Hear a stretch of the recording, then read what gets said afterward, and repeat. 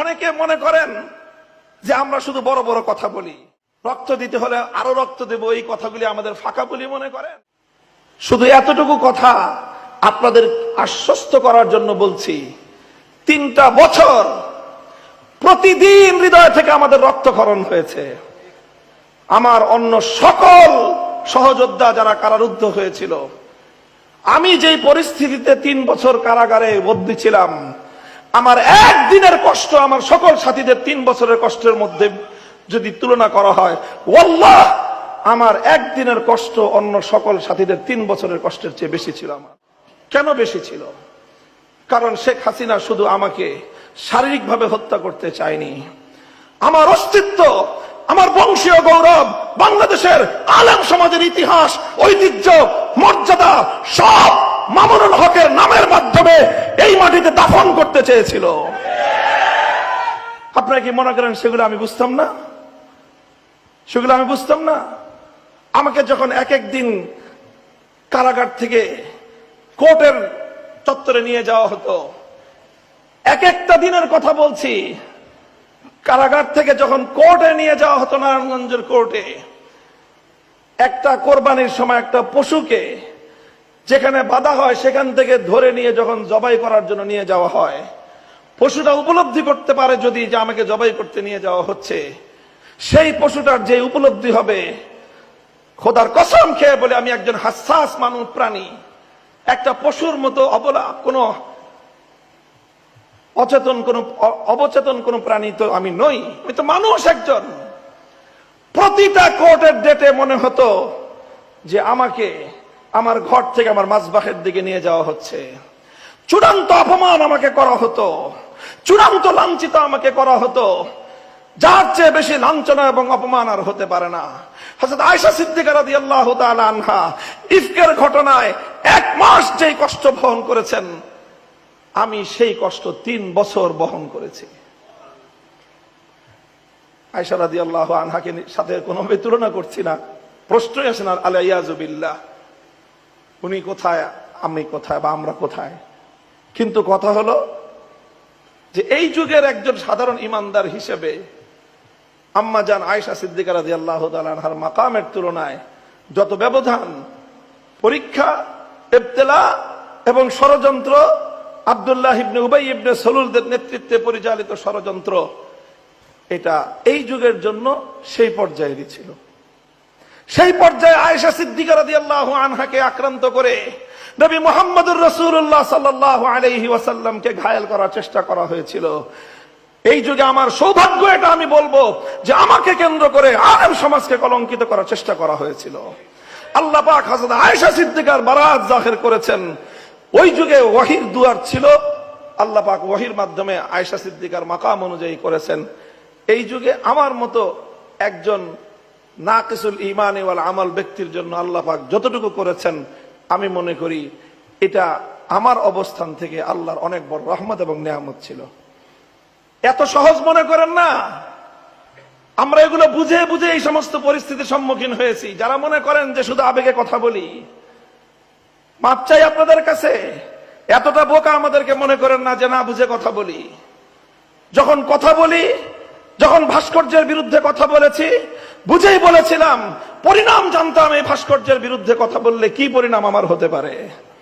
আমার মতো অনেকেই ভাস্কর্যের বিরুদ্ধে 2টা কথা বলার পরে হুমকিতে তারা সবাই নীরব হয়ে গিয়েছিল। ইতিহাস পড়ে দেখেন 2021 সালের, খুঁজে দেখেন, আমরা নীরব হই নাই। হ্যাঁ,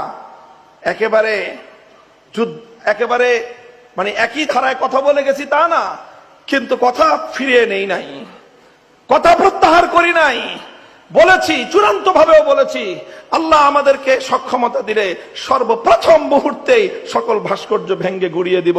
সাংবাদিক সম্মেলন করে 2021 সালে আমি ঘোষণা দিয়েছি। এগুলোরই পরিণাম ছিল।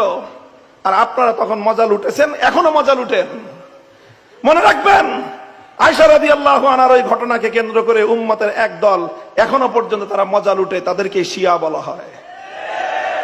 শিয়ার বিরুদ্ধে কথা বলেন, অথচ শিয়াইয়াতের ধারক তাদের সেই আদর্শের উপরে নিজেদের প্রজন্ম পরিচালিত হচ্ছে, খবর নাই।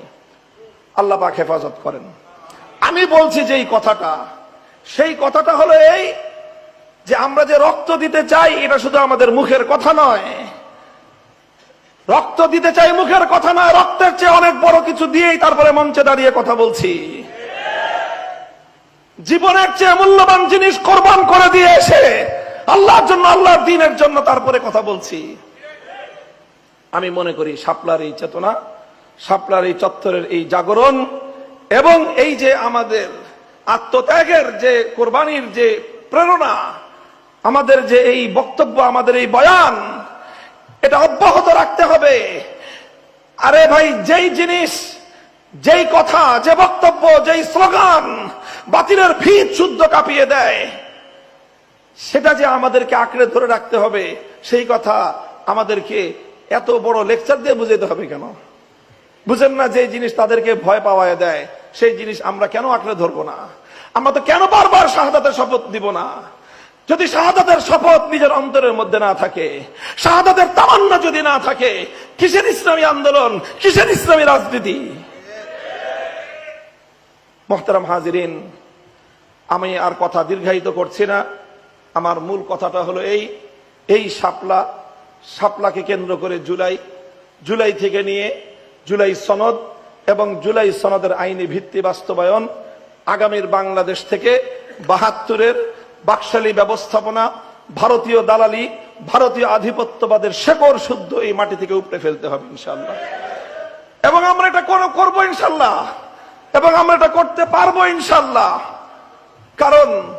কারণ একটাই, তারা অনেক বড় শক্তি হতে পারে, তারা অনেক বিশাল পাওয়ারের মালিক হতে পারে, কিন্তু আমাদের কাছে একটা জিনিসই আছে, সেটা হলো এই আল্লাহর দ্বীনের জন্য আত্ম উৎসর্গ করার মতো আমাদের মধ্যে প্রেরণা আছে। এটা তাদের মধ্যে নাই। এই একটা জিনিসই তাদের সকল শক্তির মোকাবেলায় আমাদেরকে দাঁড় করায় দিতে পারে। এই জন্য খবরদার নওজওয়ান তবকা, এই শাহাদাতের তামান্না, এই রক্ত দেওয়ার জজবা, এটা যদি আমরা হারিয়ে বসি, এই জমিনে গোলামি করার জন্য আমাদেরকে খুঁজে পাওয়া যাবে না। আমাদেরকে এইভাবেই সচেতন থাকতে হবে। আমি আর কথা দীর্ঘায়িত করছি না। যদি আবেগে কোনো কথা বেশি বলে ফেলে থাকি, সেটার জন্য আমি দুঃখ প্রকাশ করছি। আমি যেটা বলছি, কথা আমার শেষ। শাপলা স্মৃতি সংসদ এটা এইরকম একটা সাংস্কৃতিক যুদ্ধ পরিচালনা করার জন্য আগামীর বাংলাদেশ থেকে আমাদের যারা আগামী দিনে যে আমাদের রাজনৈতিক যুদ্ধের পাটাতন তৈরি করবে, যারা সেই সাংস্কৃতিক যোদ্ধা তৈরি করার জন্য আমাদের তৃণমূল থেকে সেই সম্ভাবনাময় মুখগুলোকে তাদেরকে তুলে আনা এবং তাদেরকে কাজের একটা প্ল্যাটফর্ম তৈরি করে দেওয়া, এটার জন্য এই শাপলা স্মৃতি সংসদ